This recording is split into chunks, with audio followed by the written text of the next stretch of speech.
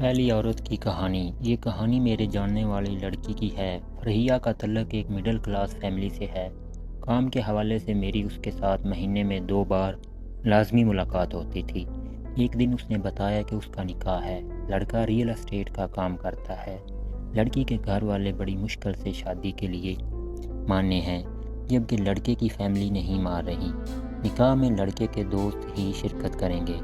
مجھے یہ بات بہت عجیب لگی، لیکن میں نے سوچا کہ لڑکی پڑھی لکھی ہے، سمجھدار ہے، اس نے سوچ سمجھ کے فیصلہ کیا ہوگا۔ لڑکی ایک سیلولر کمپنی میں اچھی سیلری پہ جاب کر رہی تھی، لیکن لڑکے نے سب سے پہلے جاب چھوڑنے کی فرمائش کی۔ میں نے اسے بات پہ لڑکی کو سمجھایا، لیکن جب عشق کا بھوت چڑھا ہو تو پھر کچھ نہیں سوجھتا۔ خیر، شادی ہو کے لڑکی چلی گئی۔ لڑکی کا واٹس ایپ بند ہو گیا تو مجھے حیرت تو ہوئی، لیکن میں نے سوچا شاید نمبر چینج ہو گیا ہے۔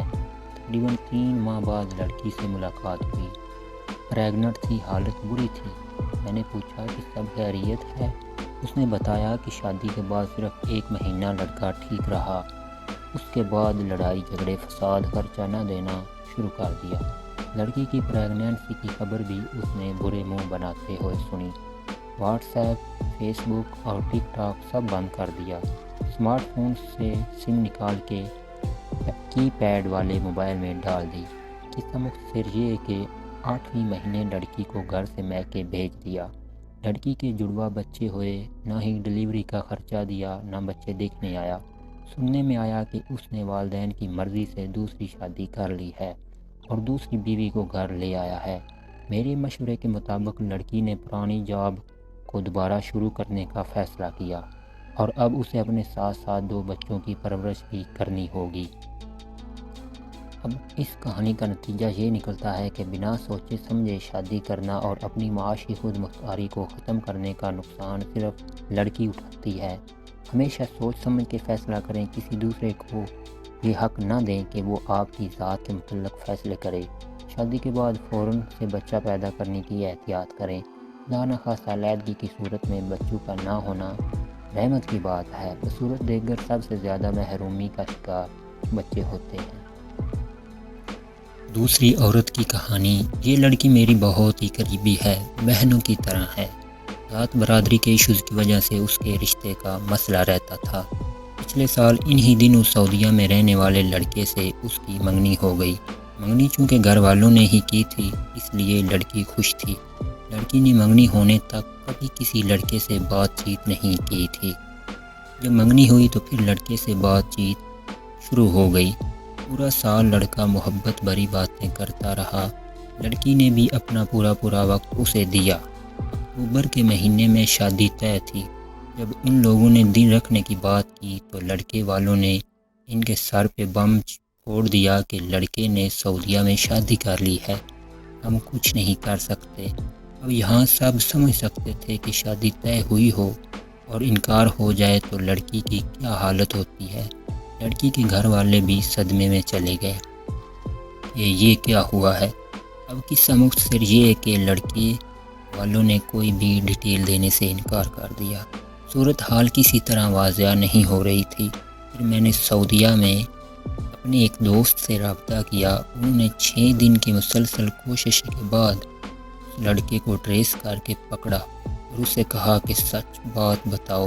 تب پتہ چلا کہ لڑکے کو چوری پاکستان بلا کے اس کی شادی کرائی گئی ہے، جس میں لڑکے کی فیملی شامل ہے۔ اب اس کی وجہ صرف یہ تھی کہ لڑکے کے گھر میں ان کے ساتھ ان کی ماموں اور ممانی رہتے ہیں، جن کو لڑکی کا لپ اسٹک لگانا یا ٹراؤزر پہننا پسند نہیں تھا۔ اس بات پہ ان کے ایک بار لڑکی کی بہن سے بحث ہوئی تھی، جس پہ بہن نے کہا تھا کہ ابھی وہ ہمارے گھر ہے، جب آپ کے گھر آئے گی تو پھر آپ اعتراض کرنا۔ اس بات کو ایشو بناتے ہوئے انہوں نے لڑکے کے کہیں اور شادی کرا دی ہے اور لڑکی والوں کو معاشرے کی باتیں سننے کے لیے چھوڑ دیا ہے۔ لڑکی کی پوری انکوائری کے بعد پتہ چلا کہ اس نے ہر بات پہ جھوٹ بول رکھا تھا۔ نوکری، شہر اور تنخواہ سب غلط بتا رکھی تھی۔ لڑکی والوں نے لڑکے کی تحقیق کے بجائے لڑکے کے باغ کی نیک نامی دیکھ کے ہاں کر دی تھی، جبکہ نیک نامی کا پتہ تو لڑکے کا کیا کیا جانا چاہیے تھا۔ اب اس کہانی کا نتیجہ یہ نکلا کہ بنا تحقیق کے رشتہ طے کرنے سے نقصان صرف لڑکی والوں نے بھگتا۔ لڑکی کو بوجھ کی طرح اتارنے کی بجائے اس کو پسند ناپسند اور سوچ کا خیال رکھنا ضروری چیز ہے۔ اپنی بیٹیوں کو انسان سمجھنا ضروری ہے۔ شادی تو ہو ہی جاتی ہے، لڑکیوں کو کم سے کم اتنی اویئرنیس ضرور دینی چاہیے کہ وہ سچ اور جھوٹ کی تمیز کر سکیں۔ کسی کے ہاتھ کھلونا بننے سے بہتر ہے سر اٹھا کے شان سے اپنی زندگی جئیں۔